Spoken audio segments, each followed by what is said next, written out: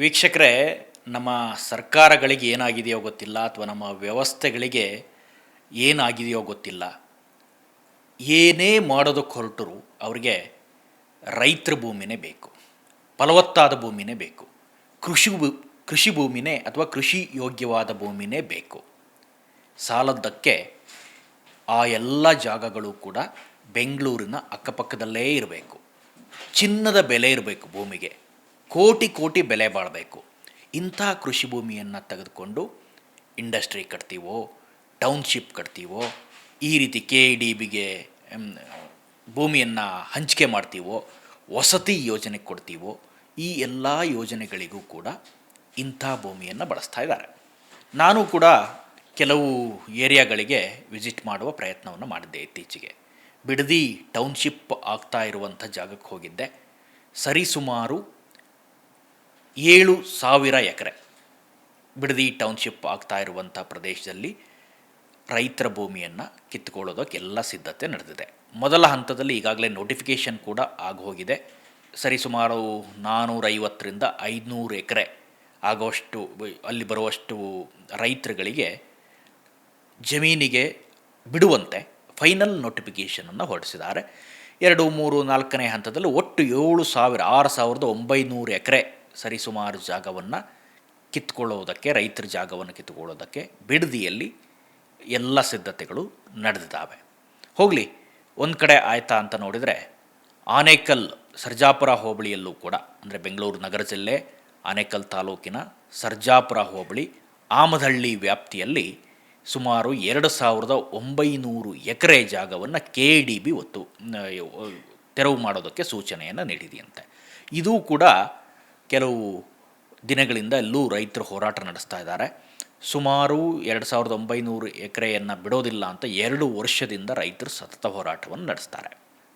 ಇನ್ನು ಚಿಕ್ಕಬಳ್ಳಾಪುರ ಜಿಲ್ಲೆಯ ರೈತರನ್ನಂತೂ KEDBಗೆ ಕಚೇರಿಗೆ ಕರೆಸ್ಕೊಂಡು ಮಾತಾಡೋಣ ಅಂತ ಅವ್ರ ಮೇಲೆ ಪೊಲೀಸ್ ಧಮಕಿ ಅಥವಾ ಅವ್ರನ್ನ ವಶಕ್ಕೆ ಪಡೆಯೋದು, ಈ ಎಲ್ಲ ಘಟನೆಗಳು ಕೂಡ ನಡೆದಿದ್ದಾವೆ. ರೈತರಲ್ಲಿ ಹೋರಾಟ ಮಾಡೋದಕ್ಕೆ ಯಾವಾಗ ಶುರು ಮಾಡಿದ್ರೋ, ಮೆತ್ತಿಗೆ ಹಾಕಕ್ಕೆ ಬೆಂಗಳೂರಿಗೆ ಬರ್ತೀವಿ ಅಂತ ಹೇಳಿ, ಆಗ ಎಚ್ಚೆತ್ಕೊಂಡಂಥ KEDB ಅವರನ್ನು ಬಿಟ್ಟು ಮನೆ ಕಳಿಸಿದೆ. ಅಲ್ಲೂ ಕೂಡ ಸುಮಾರು 3,000 ಎಕರೆ.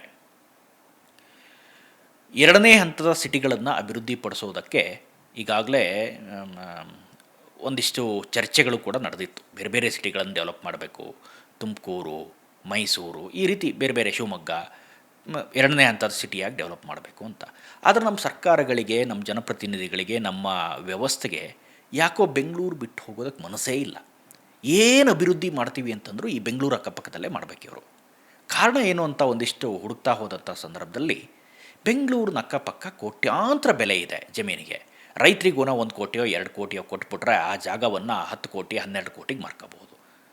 ಅಧಿಕಾರಿಗಳು, ಮಿಡ್ಲ್ಮನ್ಗಳು ಅಥವಾ ನಮ್ಮ ವ್ಯವಸ್ಥೆಯಲ್ಲಿ ಇರುವಂಥ ರಾಜಕಾರಣಿಗಳು ಇದನ್ನು ಗುಳುಂ ಮಾಡ್ಬೋದು ಅನ್ನೋದು ಅವರ ಈಸಿಯಾದಂಥ ಯೋಚನೆ.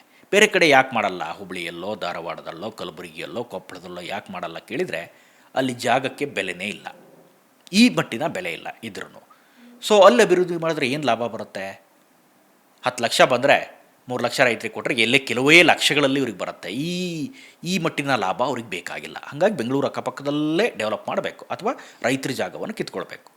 ಮುಖ್ಯಮಂತ್ರಿಗಳು ಹೇಳಿದರು, ಮತ್ತು MB ಪಾಟೀಲ್ರು ಇಂಡಸ್ಟ್ರಿ ಸಚಿವರು ಹೇಳಿದರು, ಈ ಆನೇಕಲ್ನಲ್ಲಿ ಅಥವಾ ಸರ್ಜಾಪುರದಲ್ಲಿ ಒತ್ತುವರಿ ಮಾಡಿದಂಥ ಜಾಗದಲ್ಲಿ ರೈತರೇ ಇಲ್ಲ ಅಂತ. ನಾನು ಕೂಡ ಅಲ್ಲಿಗೆ ಭೇಟಿ ಮಾಡಿ ನೋಡಿದೆ, ಏನಿದೆಯಪ್ಪ ವ್ಯವಸ್ಥೆ ಅನ್ನೋದ್ರ ಬಗ್ಗೆ. ರೈತರು ಭಾಳ, ಒಂದು ರೀತಿ ಅಲ್ಲಿ ರೈತರ ಸ್ಥಿತಿ ಹೇಗಿದೆ ಅಂದರೆ, ಭಾಳ ಫೈನಾನ್ಷಿಯಲಿ ಫಿಟ್ ಇದ್ದಾರೆ ಅಲ್ಲಿ ರೈತರು.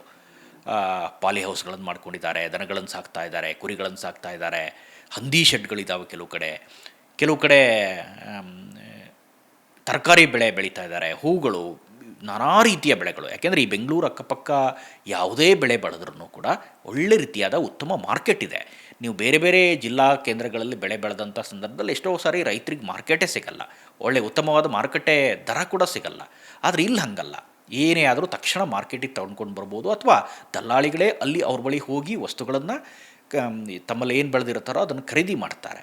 ಸೊ ಇಂಥ ಜಾಗಕ್ಕೆ ನಾನು ಕೂಡ ರಿಯಾಲಿಟಿ ಚೆಕ್ ಮಾಡೋಣ ಅಂತ ಹೋದಂಥ ಸಂದರ್ಭದಲ್ಲಿ ಬಿಡದಿಯಲ್ಲಿ ನೋಡಿದ್ರೆ ಸಾವಿರಾರು ತೆಂಗಿನ ಮರಗಳು, ಸಾವಿರಾರು ರೇಷ್ಮೆ ಎಕರೆ ರೇಷ್ಮೆ ಪ್ಲಾಂಟ್ಗಳು, ಅಡಿಕೆ ಮರಗಳು, ಕೆರೆ ಕುಂಟೆಗಳು ಎಲ್ಲವೂ ಇದಾವಲ್ಲಿ. ಈ ಮುಖ್ಯಮಂತ್ರಿಗಳು ಹೇಳ್ತಾ ಇದ್ದರು ಅಲ್ಲಿ ಜಾಗ ಈ ಕಲ್ಲುಗುಡ್ಡೆ ಅಥವಾ ಬಂಜರು ಭೂಮಿ ಅಂತ. ಆದರೆ ಅದ್ಯಾವುದು ಕೂಡ ವಾಸ್ತವ ಆಗಿಲ್ಲ. ನಾನು ಅದನ್ನು ನೋಡಿ ಬರುವಂಥ ಪ್ರಯತ್ನ ಮಾಡಿದೆ. ಆನೇಕಲ್ಲಲ್ಲೂ ಕೂಡ ಇದೇ ಪರಿಸ್ಥಿತಿ ಇದೆ. ಅಲ್ಲೂ ಕೂಡ ಫೈನಾನ್ಷಿಯಲಿ ಫಿಟ್ ಇದ್ದಾರೆ, ಜನರಿಗೆ ಕೆಲಸ ಕೊಡ್ತಾ ಇದ್ದಾರೆ ಬೇರೆ ಕಡೆಯವರಿಗೆ.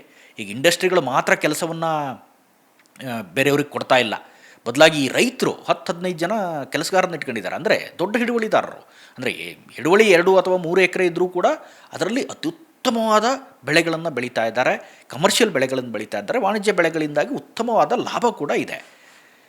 ಸೊ ಈ ಕಣ್ಣೀಗ ಈ ಭೂಮಿ ಮೇಲೆ ಸರ್ಕಾರದ ಕಣ್ಣು ಬಿದ್ದಿದೆ, ಅಥವಾ ಅಲ್ಲಿನ ಸ್ಥಳೀಯ ಜನಪ್ರತಿನಿಧಿಗಳು ಕೂಡ ಹಾಗೆ ಏನು ಮಾಡ್ತಾರೆ, ಅನಿವಾರ್ಯ ಅವರಿಗೆ ಮುಖ್ಯಮಂತ್ರಿಗಳು ಹೇಳ್ದಂಗೆನೋ ಅಥವಾ ಸಚಿವರು ಹೇಳ್ದಂಗೆನೋ ಕೇಳಲೇಬೇಕಾದಂಥ ವ್ಯವಸ್ಥೆ ಇದೆ. ಇನ್ನೂ ಆನೇಕಲ್ನಲ್ಲಿ ಕೆಲವು ರೈತರು ಆರೋಪಿಸ್ತಾ ಇದ್ದರು, ಯಾವ ಕಾರಣಕ್ಕೂ ಕೂಡ ನಾವು ಸತ್ರೂ ಭೂಮಿ ಬಿಡಲ್ಲ, ಅಥವಾ ಯಾರ ಡಿಕೆ ಬರಲಿ ಯಾರೇ ಬರಲಿ ನಾವು ಭೂಮಿ ಬಿಡಲ್ಲ, ನಮ್ಮ ಬೇಡಿಕೆ ಇಷ್ಟೇ, ನಮ್ಮ ಭೂಮಿ ನಮ್ಗೆ ಬೇಕು, ನೀವು ಕೊಡೋರಿದ್ದರೆ ತೊಗೊಳ್ಳಿ ಅವ್ರನ್ನ ಅನ್ನೋದು. ಇನ್ನು ರೈತರು ಒಂದು ಸಜೆಷನ್ ಕೂಡ ನೀಡಿದ್ರಲ್ಲಿ. ಎಷ್ಟು ಉತ್ತಮವಾದ ಸಜೆಷನ್ ಅಂದರೆ, ಯಾರೋ ಒಂದು 10 ಜನ ರೈತರು ಕೊಡೋರಿದ್ದಾರೆ ಅಂತ ಇಟ್ಕೊಳ್ಳಿ, ಅವ್ರ ಜಮೀನನ್ನು ತಗೊಂಡ್ಬಿಡಿ. ಇನ್ನು ಉಳಿದಂಥ ರೈತರು ಕೊಡದೇ ಇರೋರು ಯಾರು ಇನ್ನು 10 ಜನ ಇರ್ತಾರಲ್ಲ, ಅವ್ರಿಗೆ ಒಂದು ಕಡೆ ಶಿಫ್ಟ್ ಮಾಡಿ, ಅವ್ರ ಜಾಗ ಏನಿದೆ ಅದಕ್ಕೆ ಪ್ರತಿಯಾಗಿ ಅದೇ ಊರಿನಲ್ಲಿ ಬೇರೆ ಜಾಗವನ್ನು ಕೊಡೋದಕ್ಕೂ ಕೂಡ ನೀವು ವ್ಯವಸ್ಥೆ ಮಾಡ್ಬೋದು. ಇದೊಂದು ಟೆಕ್ನಿಕಲಿ ಭಾಳ ಚೆನ್ನಾಗಿದೆ ಪ್ಲಾನು. ಆದರೆ ಸರ್ಕಾರಕ್ಕೆ ಅದು ಬೇಡ. ರೈತರ ಸಂಪೂರ್ಣ ಭೂಮಿಯನ್ನು ಕಿತ್ಕೊಂಡ್ಬಿಡ್ಬೇಕು, ರೈತರನ್ನಲ್ಲಿ ಬದುಕಕ್ಕೆ ಬಿಡಬಾರ್ದು, ಬೇರೆ ಕಡೆ ಓಡಿಸ್ಬಿಡ್ಬೇಕು ಅವ್ರನ್ನ. ಈ ರೀತಿ ಯೋಜನೆಗಳು ಎಷ್ಟು ಸರಿ? ಏಕೆಂದರೆ ರೈತ ಹೋರಾಟದಿಂದ ಬಂದರೆ, ಅಥವಾ ರೈತರ ಚಳುವಳಿಯಿಂದ ಬಂದರೆ, ಅಥವಾ ರೈತನ ಮಗನಾಗಿದ್ದರೆ ಒಂದಿಷ್ಟು ಅವ್ರಿಗೂ ತಿಳಿಬೋದು ಆಡಳಿತ ವ್ಯವಸ್ಥೆಗೂ. ಆದರೆ ನಮ್ಮಲ್ಲಿ ಏನಾಗಿದೆಯಪ್ಪ ವ್ಯವಸ್ಥೆ ಅಂತಂದರೆ, ರಾಜಕಾರಣಿಗಳಿಗೆ ಯಾರಿಗೂ ರೈತರ ಸಂಕಷ್ಟಗಳೇ ಗೊತ್ತಿಲ್ಲ ಅನ್ನಂಗಾಗಿದೆ. ಕೇವಲ ಮಾತಿಗೋಸ್ಕರ ಅಥವಾ ಮುಖಸ್ತುತಿಗೋಸ್ಕರ ರೈತರ ಬಗ್ಗೆ ಮಾತಾಡ್ತಾರೆ ಹೊರತು ನಿಜವಾದ ರೈತರ ಸಮಸ್ಯೆ ಇವರಿಗೆ ಬೇಕಾಗಿಲ್ಲ. ಇವ್ರಿಗೇನು ಬೇಕಾಗಿದೆ? ರೈತರ ಜಾಗವನ್ನು ತೆಗೆದುಕೊಂಡು ಅಲ್ಲಿ ಹಣ ಮಾಡಬೇಕು, ಅಲ್ಲಿ ತೊಡಗಿಸ್ಬೇಕು. ಆನೇಕಲ್ ರೈತರು ಆರೋಪಿಸ್ತಾ ಇದ್ರಾದ್ರೆ, ಎಂ ಬಿ ಪಾಟೀಲ್ರ ಮಗಂದು ಎಷ್ಟೋ ಜಾಗ ಇದೆ, ಡಿ ಕೆ ಶಿವಕುಮಾರ್ ಅವರು ತಮ್ಮಂದು ಎಷ್ಟೋ ಜಾಗ ಇದೆ ಇದೇ ಏರಿಯಾದಲ್ಲಿ, ನಾವೆಲ್ಲೆಲ್ಲಿದೆ ಜಾಗವನ್ನು ಬೇಕಾದ್ರೆ ತೋರಿಸ್ತೀವಿ ನಿಮಗೆ, ತೋರಿಸಿ ಅದನ್ನು ನೀವು ಕೂಡ ಪರಿಶೀಲನೆ ಮಾಡಿ. ಯಾರು ರೈತರೇ ಇಲ್ಲ ಅಂತ ಹೇಳ್ತಾರಲ್ಲ ಇಲ್ಲಿ, ನಾವೆಲ್ಲ ಏನು ಬೆಳೀತಾ ಇದ್ದೀವಿ ಅನ್ನೋ ಪ್ರಶ್ನೆಯನ್ನು ಮಾಡ್ತಾಯಿದ್ರು. ಸೊ ನನಗನ್ಸುತ್ತೆ ಇಂತಹ ಫಲವತ್ತಾದ ಭೂಮಿಯನ್ನು, ಸಮತಟ್ಟು ಭೂಮಿಯನ್ನು ಸರಿ ಮಾಡೋದಕ್ಕೆ ಎಷ್ಟೋ ವರ್ಷ ಬೇಕಾಗುತ್ತೆ ಒಬ್ಬ ರೈತರಿಗೆ. ಏಕೆಂದರೆ ಈ ಫಲವತ್ತಾದ ಭೂಮಿ ಅದೊಂಥರ ಚಿನ್ನದ ಗಣಿ ಇದ್ದಂಗೆ, ಪ್ರತಿ ವರ್ಷ ನಿಮಗೆ ಬೆಳೆ ಕೊಡ್ತಾನೆ ಇರುತ್ತೆ. ಇನ್ನೂ ಮುಂದುವರೆದು ಹೇಳ್ತಾ ಇದ್ದರು, ನಮ್ಮಲ್ಲಿ ಆಹಾರ ಬೆಳೆಗಳಿಗೆ ಈಗಾಗಲೇ ಕೊರತೆ ಉಂಟಾಗ್ತಾ ಇದೆ. ಬೇರೆ ದೇಶಗಳಿಂದ ತೆಗೆದುಕೊಳ್ಳುವಂಥ ಪರಿಸ್ಥಿತಿ ಕೂಡ ನಮ್ಮ ಇಷ್ಟು ದೊಡ್ಡ ದೇಶಕ್ಕೆ ಬರ್ತಾ ಇದೆ. ಸೊ ಹಾಗಿದ್ದಂಥ ಸಂದರ್ಭದಲ್ಲಿ ಕೃಷಿಯನ್ನು ಉತ್ತೇಜನ ಮಾಡುವ ಬದಲು ಈ ರೀತಿಯನ್ನು ಕೃಷಿ ಭೂಮಿಯನ್ನು ಕಿತ್ಕೊಂಡ್ರೆ ಹೇಗೆ ಸರ್ಕಾರಗಳು ಅನ್ನೋ ಪ್ರಶ್ನೆಯನ್ನು ಆನೇಕಲ್ ರೈತರು ಮಾಡ್ತಾಯಿದ್ರು. ಸೊ ಒಟ್ಟಾರೆ ನನಗನ್ಸುತ್ತೆ ಕೃಷಿ ಭೂಮಿಯನ್ನು ಈ ರೀತಿ ಇಂಡಸ್ಟ್ರಿಗೋ ಅಥವಾ ಈ ರೀತಿ ಟೌನ್ಶಿಪ್ಗೋ ಬಳಸೋದು ಅಷ್ಟು ಸೂಕ್ತ ಅಲ್ಲ ಅನ್ನೋದು ನನ್ನ ಅಭಿಪ್ರಾಯ. ವೀಕ್ಷಕರೇ, ನಿಮಗೇನು ಅನಿಸುತ್ತೆ ಈ ಬಗ್ಗೆ? ದಯವಿಟ್ಟು ಅದನ್ನು ಕಮೆಂಟ್ ಮೂಲಕ ತಿಳಿಸಿ. ಇದಿಷ್ಟು ಈ ಕ್ಷಣದ ಅಪ್ಡೇಟ್ಸ್. ಇಂಥದ್ದೇ ಮತ್ತಷ್ಟು ಕಂಟೆಂಟ್ಗಾಗಿ ನೋಡ್ತಾ ಇರಿ ಸುಮನ್ ಟಿವಿ ಕನ್ನಡ. ಹಾಗೆಯೇ ನೀವೇನಾದರೂ ನಮ್ಮ ಚಾನಲನ್ನು ಸಬ್ಸ್ಕ್ರೈಬ್ ಮಾಡಿಲ್ಲ ಅಂತಾದರೆ ದಯವಿಟ್ಟು ಈ ಕೂಡಲೇ ಸಬ್ಸ್ಕ್ರೈಬ್ ಮಾಡಿ, ಶೇರ್ ಮಾಡಿ, ಲೈಕ್ ಮಾಡಿ ಮತ್ತು ಕಮೆಂಟ್ ಮಾಡೋದನ್ನು ಮರಿಬೇಡಿ. Thank you.